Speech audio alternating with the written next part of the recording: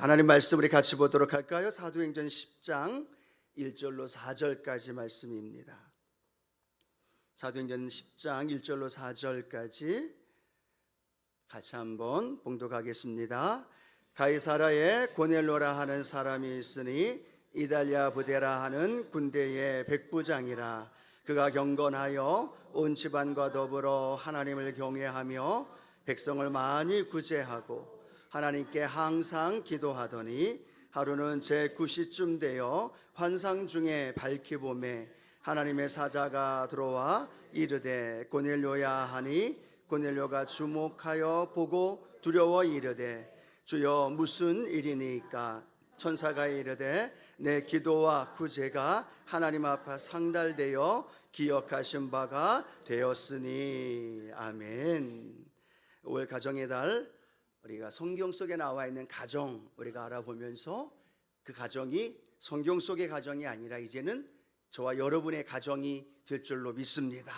본받을 것 본받고 또 우리가 피해야 할 것 피하면서 하나님의 나라 그 천국이 우리 가정 안에 이루기를 꿈꾸면서 우리 첫째 날은 노아의 가정에 대해서 함께 말씀을 나눴습니다. 노아 한 사람을 통해 세대가 악하고 진멸되어지는 과정에 하나님이 아버지였던 노아, 남편이었던 노아를 통해 그 가정을 구원하셨고 또 하나님의 구원의 역사를 이루어 주셨다라고 말씀을 나눴고요. 어제는 누구의 가정에 대해서 말씀을 나눴어요?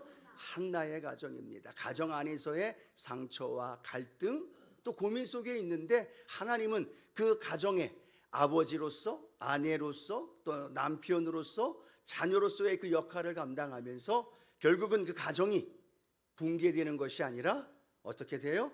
하나님이 치유하시고 응답하여 주시고 하나님의 놀라운 기적과 은혜를 한나의 가정을 통해 부어주신 줄로 믿습니다. 오늘도 그 한나의 애끓는 기도, 저와 여러분의 기도가 되길 원하고 그 기도 가운데 하나님 응답해 주십니다.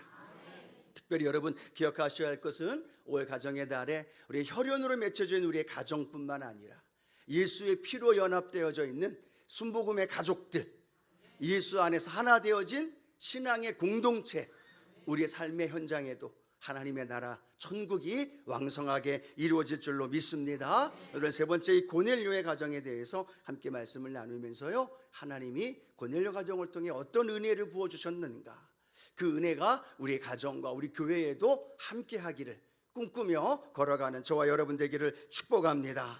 고넬료는 우리가 성경에 방금 읽은 것처럼요, 가이사라에 주둔한 이달리아 부대, 로마 부대의 백부장이라고 말씀합니다. 유대인일까요? 이방인일까요? 이방인입니다. 그럼에도 그가 하나님 앞에서 사도행전 10장 전체를 이 고넬료의 가정에 대하여 이야기를 펼치면서 그 가정에 하나님이 행하신 놀라운 축복의 역사가 10장을 통하여 우리에게 보여줍니다. 여러분들이 시간 되실 때 꼭 10장을 읽어보면서 하나님, 이 고넬료의 가정이 우리의 가정이 되게 하여 주시고 우리가 꿈꾸며 고백하는 그 가정 속에 하나님의 응답이 함께하여 주옵소서. 그런 간절한 고백이 우리의 고백이 되기를 소원합니다. 자, 첫 번째로 우리 본문의 말씀 중심으로 해서 고넬료 가정은 어떤 가정이냐? 고넬료의 경건이 온 집안으로 더불어 하나님을 경외하는 가정으로 만들었다는 거죠. 처음에 시작은 어떻게 됩니까? 성경에 같이 읽어볼까요? 사도행전 10장 1절입니다. 그가 경건하여 온 집안과 더불어 하나님을 경외하며 백성을 많이 구제하고 하나님께 항상 기도하더니 라고 말합니다. 처음에 시작은 그가 경건하여, 고넬료가 경건했습니다. 그런데 고넬료가 경건한 것으로 끝나는 것이 아니라 성경은 어떻게 연결되어지고 있을까요? 온 집안과 더불어 하나님을 경외했더라. 여러분, 한 사람이면 돼요, 안 돼요? 갑자기 고민을 하고 계십니다. 한 사람이면 돼요, 안 돼요? 한 사람이면 충분했어요. 노아 한 사람을 통해 그 가정을 또 하나님의 구원의 역사를 이루셨다는 거죠. 근데 놀라운 건 한 사람으로도 충분하지만 그 한 사람이 그 일을 감당하기 위해서는요, 혼자가 아니라 누군가가 함께 해야 된다는. 고넬료 본문에 이렇게 말합니다. 그가 경건하여 혼자 경건한 것이 아니라 성경은 무엇으로 연결되어져 있느냐? 온 집안과 더불어 하나님을 경외했더라. 고넬료 혼자 경건했습니다. 그런데 혼자 경건함으로 끝난 것이 아니라 그 경건함의 은혜가 온 집안에 가족들과 함께 하나님을 경외하기 시작하였고, 그 온 집안과 함께 더불어 하나님을 경외했을 때 나중에 10장 후반 부분에 보면 베드로가 고넬료의 집에 찾아갔을 때 가족들만이 아니라 일가 친척과 이웃들까지 다 불러다 놓고 하나님의 말씀을 듣게 되어지고, 그곳에 하나님의 놀라운 역사가 일어난 줄로 믿습니다. 한 사람으로 충분합니다. 그런데 한 사람으로만 하는 것이 아니라 더불어서 믿음의 길을 걸어갈 때 그것을 통하여 하나님의 구원의 역사가 저와 여러분 안에 일어나게 될 줄로 믿습니다. 여러분, 세상은 가면 갈수록 개인주의로 빠져들어갑니다. 혼자, 개인, 그리고 나 중심적인 모든 삶을 살아갑니다. 가요를 한번 들어보십시오. 가요의 노래가요 전부 다 나 혼자 중심의 가요예요. 옛날에 저희 때, 우리 권사님들 때, 장로님들 때는요, 서로의 마음을 이야기하고 서로의 마음을 함께 나누고 사랑한다고 고백하고 그러면서 함께 연결되어지는데, 요즘 노래 들어보면 전부 다 일방적이에요. 그 가사 안에 들어보면 나 혼자, 내 생각, 내 개인주의적인 것들을 그냥 쏟아 부어요. 상대방이 어떻게 받아들이든 상관없이. 무엇을 의미하냐면 갈수록 말세가 될수록 개인주의가 되어지고 혼자주의가 되어지고 이기주의적으로 빠져들어간다는 사실이죠. 그런데 놀라운 건 성경을 읽으면 읽을수록 세상과는 정반대의 모습입니다. 혼자가 아니라, 개인주의가 아니라 말세지말에 나타나는 그 말씀과는 그 상황과는 정반대로 성경을 읽다 보면 계속해서 어떤 단어가 우리 눈에 띄어요? 서로라는 단어, 함께라는 단어, 우리라는 단어, 연합이라는 단어. 처음 들어보시나요? 자주 들어보시잖아요. 오죽하면 사도 바울은 지체라는 단어를 쓰면서 우리가 연합되고 하나 되어지는 걸 계속해서 강조해요. 세상에 나가보시죠. 직장에 나가고 사업장 나가면 전부 다 개인주의적으로 모든 건 진행이 되어집니다. 그냥 프라이버시라고 이야기를 하고요, 그냥 어쩔 수 없다라고, 세대라고, 문화라고 이야기를 합니다. 근데 교회만 오면 계속 뭐라고 얘기해요? 공동체, 교회 공동체, 가정 공동체, 서로 함께 해야 합니다. 우리가 함께 계속해서 우리 교회에서 주장하고 있는 with us, 그게 무슨 뜻이에요? with us, 우리가 함께라는 거예요. 즉 우리의 삶의 연장 안에 나 혼자, 나 하나만으로도 충분하지만 하나님이 원하는 건 나 혼자만의 믿음을 지키는 것이 아니라 한 집 안에서 더불어, 믿음 안에서 더불어 함께 연합하여서 지체로서 믿음의 길을 걸어갈 것을 우리에게 설명하고 있다는 겁니다. 오늘 나타나 있는 고넬료도 마찬가지예요. 그가 경건하여 혼자 경건한 것이 아닙니다. 나만 경건한 것이 아닙니다. 나만 혼자 기도하고 나만 혼자 신앙생활하고 나만 혼자 잘 먹고 잘 사는 것이 아니라, 말씀을 읽어보니까 그 집안과 더불어, 가족들과 더불어 함께 하나님을 경외하더라. 우리 사랑하는 성도 여러분, 여러분의 가정에 여러분 혼자만이 아니라 이제는 그 틀에서 벗어나 가족들과 함께, 남편과 자녀와 또 예수 안에서 함께 되어진 우리 모두가 연합하여서 하나님을 찬양하며 예배하는 저와 여러분 되어지기를 축복합니다. 우리 여러분, 우리 파워 커뮤니티 선생님들과 우리 청년들, 우리 교회 학교 친구들이 함께 찬양하니까 어때요? 좋아요, 안 좋아요? 너무 좋은 거예요. 이 인원이 끝이 아니라 더 많은 파워 커뮤니티 다음 세대들이 함께 모여 예배할 수 있는 그런 우리 금요 성령 대망의 블레싱 기도회가 되어지기를 축복합니다.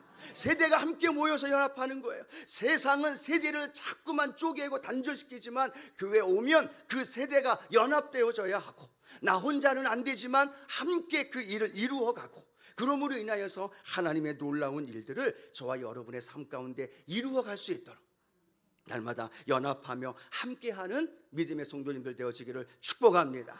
그러면 여러분이 금요 성령 대망의 블레싱 기도회 혼자 와야 할까요? 함께 와야 할까요? 너무나 당연한 이야기입니다. 혼자 와야 되는 것이 아니라 함께 와야 되는 겁니다. 혼자 은혜 받는 것이 아니라 함께 은혜 받는 거예요. 혼자 은혜 받고 문제 해결받고 축복받는 것이 아니라 함께 연합되어진다는 사실을 계속해서 하나님은 우리에게 말씀해 주고 있습니다. 오늘 고넬료의 모습이 어떤 모습이에요? 하나님 앞에 경건하여 온 집안과 더불어 하나님을 경외했더라. 오늘 저와 여러분의 가정과 삶에 이 고넬료의 이름이 여러분의 이름이 되어지기를 원해요. 나로 인하여 온 가족이 함께 하나님을 경외하더라.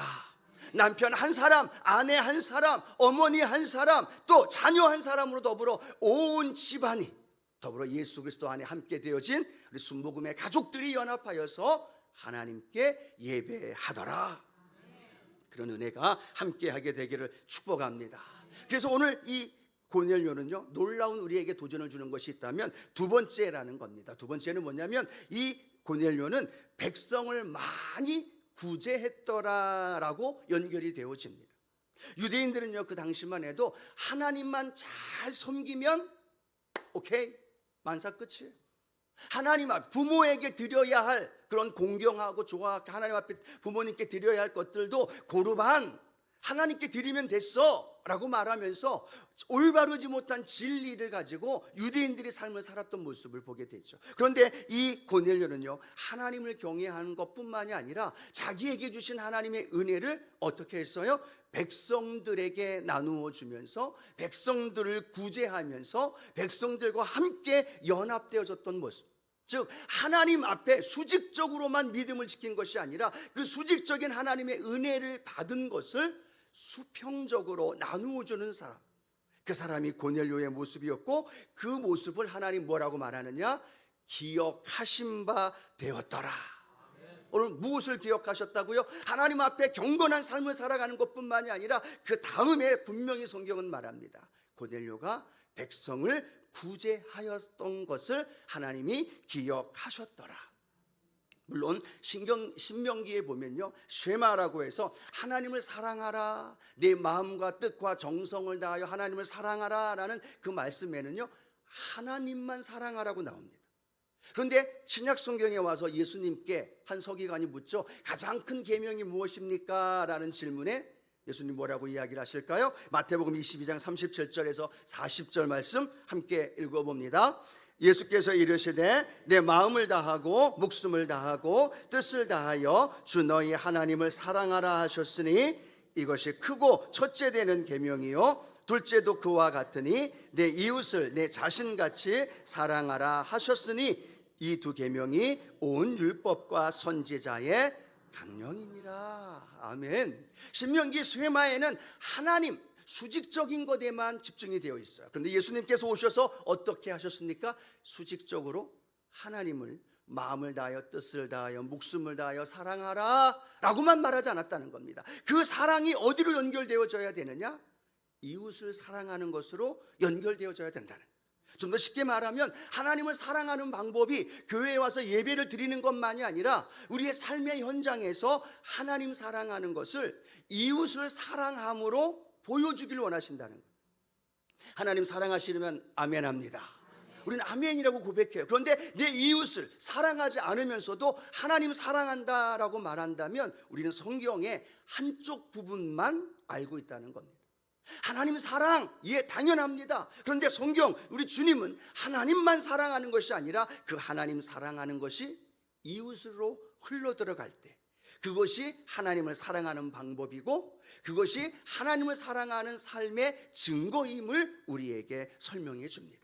고넬료도요, 하나님 사랑하고 경건하고 경외하는 것 여러분 놀랍지 않습니까? 거기서 멈추지 않았어요. 자기에게 주신 은혜를 가지고 이웃을 사랑하는 것, 그것을 통하여서 자신이 하나님을 사랑하는 것을 증명해내고 있다는 거예요. 그럼 여러분 질문 하나 해볼까요? 하나님을 사랑하는 것을 여러분 삶의 현장에서 어떻게 증명해내고 있습니까?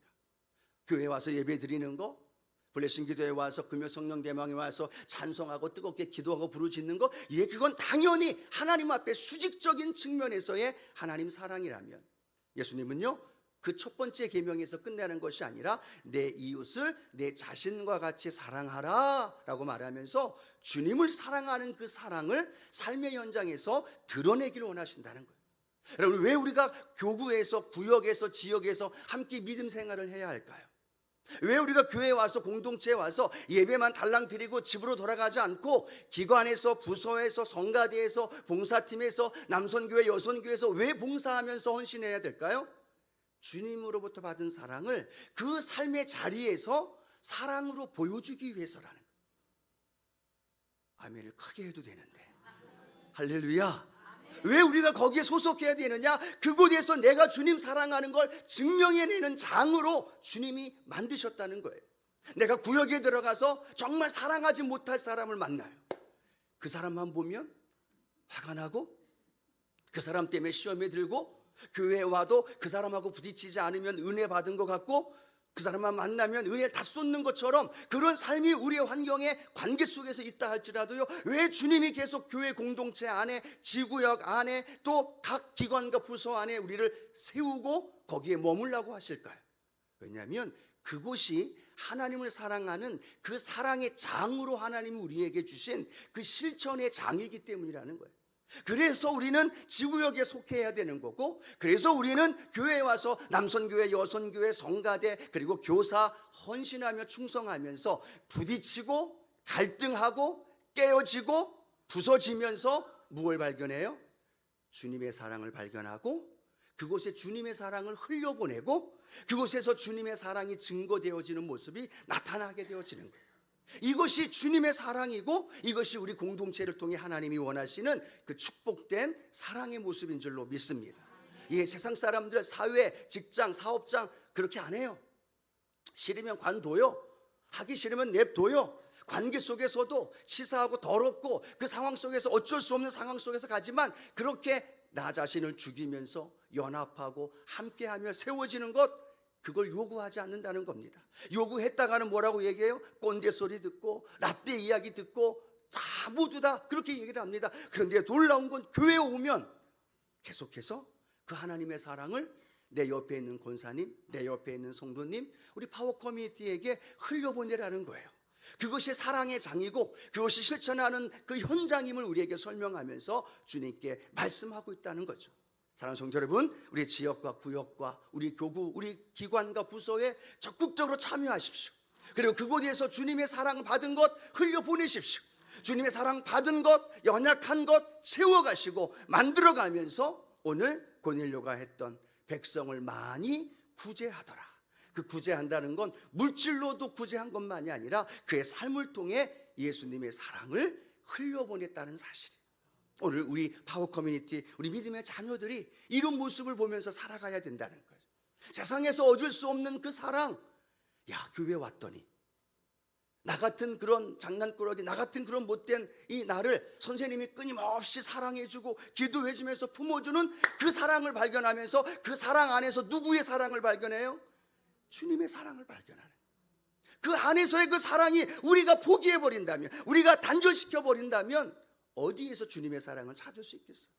우리의 구역에서, 우리의 기관과 부서, 교회 공동체 안에서 그 하나님의 사랑이 날마다 흘러가게 되어지고, 그 사랑을 통해 더 귀하게 세워지는 믿음의 성도님들 되어지기를 축복합니다. 세 번째, 오늘 이 고넬료는 하나님 앞에 항상 기도하더니라고 말씀하면서요, 그의 삶의 경건한 삶, 온 집안과 더불어 하나님을 경외하는 삶, 백성을 많이 구제했던 삶을 그렇게 살아갈 수 있는 원동력, 그렇게 살아갈 수 있었던 가장 기본이었던 것을 뭐라고 설명하고 있어요? 하나님께 항상 기도하더니라고 말합니다. 기도를 통해서 하나님을 경외하는 법을 알게 되고요, 기도를 통해서 이웃을 사랑하는 법을 배우게 되고요, 기도를 통해서 하나님이 나와 함께 하신다는 사실을 발견했던 고넬료의 모습. 여러분 삶의 현장 안에 다가오는 수많은 문제와 어려움을 어떻게 극복하며 이기며 나가고 계시나요? 우리 삶의 자리에서 경건한 삶을 유지하기 위해서, 경건한 삶을 연단하기 위해서 무엇을 여러분 포기하지 않고 굳건히 붙들고 있나요? 내 삶에 어떤 환경이 와도 나는 이것만큼은 포기할 수 없어 라고 말하는 것, 그것이 고넬료에게는 항상 하나님께 기도하더니, 하나님께 기도하면서 하나님의 은혜를 공급받았고, 하나님께 기도하면서 이웃에 대한 사랑의 마음을 가질 수 있었고, 하나님께 기도하더니 어떤 일이 벌어져요? 환상 중에 하나님의 천사를 보게 되고, 그 기도하는 중에, 그 환상 중에 천사의 음성을 듣고 베드로를 그 가정에 영접하게 되어지고, 그 가정 속에 어떤 일이 벌어져요? 하나님 말씀이 들려지고, 그 말씀이 들려지는 그 순간 그 앉은 모든 곳 위에 성령의 기름 부음이 임하게 되어지고, 복음의 능력이 고넬료의 가정을 통해 왕성하게 퍼져지는 놀라운 축복의 역사가 고넬료의 가정을 통하여 이루어진 줄로 믿습니다. 이렇게 하나님 앞에 경건한 삶, 혼자가 아니라 더불어, 그리고 하나님 앞에서 이웃을 섬기며 구제하며 함께했던, 그리고 그것이 기도를 통해 연결되어졌던 고넬료의 가정의 놀라운 축복이죠. 베드로가 그 가정에 방문하게 된 겁니다. 이방인과 유대인들은 같이 앉아서 식사도 못하고 가까이 하는 것 자체가 율법에 어긋난 거예요. 그런데 놀라운 건 하나님께서 베드로에게도 환상을 보여주시고 고넬료에게도 환상을 보여주시고 그 가정에 베드로가 찾아와서 그곳에서 하나님의 말씀이 선포되는 놀라운 축복이 고넬료의 가정에 임한 줄로 믿습니다. 말씀드렸어요. 혼자 온 게 아니라 어떻게 해요? 일가 친척 아는 사람 다 불러왔겠죠. 베드로가 우리 집에 온다는데 모든 사람을 총동원해서 함께 베드로 앞에서 말씀을 듣는데 어떤 일이 벌어져요? 예수 그리스도의 십자가와 부활의 메시지를 선포할 때 성경에 보니까 그렇게 말합니다. 그 말씀을 듣는 모든 사람에게 성령이 내리시더라. 그 모든 사람에게 성령이 부어 주시더라. 여러분, 제가 이 말씀 분享에서 뭐라고 준비하면서 기도했겠어요? 하나님, 오늘 종이 말씀을 전할 때 이 예배당 안에, 이 성전 안에 있는 모든 성도들에게 성령이 부어 주시옵소서. 마음이 뜨거워지게 하시고 성령의 능력으로 치유되게 하여 주시고 믿음으로 받아들인 이들에게 그 놀라운 역사가 일어납니다. 모든 사람이 방언을 받기 시작하고 성령의 능력으로 불받고 변화되어지는 역사, 그리고 고넬료 이방인이 그 구원의 역사가 일어남으로 인하여 그렇게 두텁게 쌓여 있었던 장벽, 그렇게 높이 쌓였던 유대인과 이방인의 장벽이 와르르 무너지게 되어지고 이 시기를 기점으로 이방 선교의 문이 활짝 열려서 복음이 안디옥으로, 그리고 마게도냐로, 유럽으로, 아시아로 복음이 선포되어지면서 복음의 역사가 일어난 줄로 믿습니다. 한 사람 고넬료를 통해서, 그리고 그 고넬료 한 사람과 함께했던 믿음의 가족들을 통해서 오늘 이 놀라운 축복의 역사가 저와 여러분의 가정에, 우리의 삶의 현장 안에 일어나게 되기를 축복합니다. 그렇게 꿈꾸면서요, 제 마음속에 그렇게 기도하면서 왔습니다. 하나님, 오늘 이 성전이 고넬료의 가정이 되게 하여 주옵소서. 말씀이 선포되고 사모하면서 아멘, 그리고 한나의 마음으로 부르짖을 때 모든 사람에게 성령이 내려지시더라. 새 방언을 말하게 되어지고 하나님의 놀라운 구원의 역사가 우리 가정에, 내 남편과 자녀에게 아직도 주님을 인정하지 않는 그들의 마음의 문이 열려지게 되고 하나님의 놀라운 일이 이루어지게 하여 주옵소서. 그렇게 꿈꾸며 기도하며 나아가는 우리 믿음의 성도님들 되기를 주님의 이름으로 축원합니다.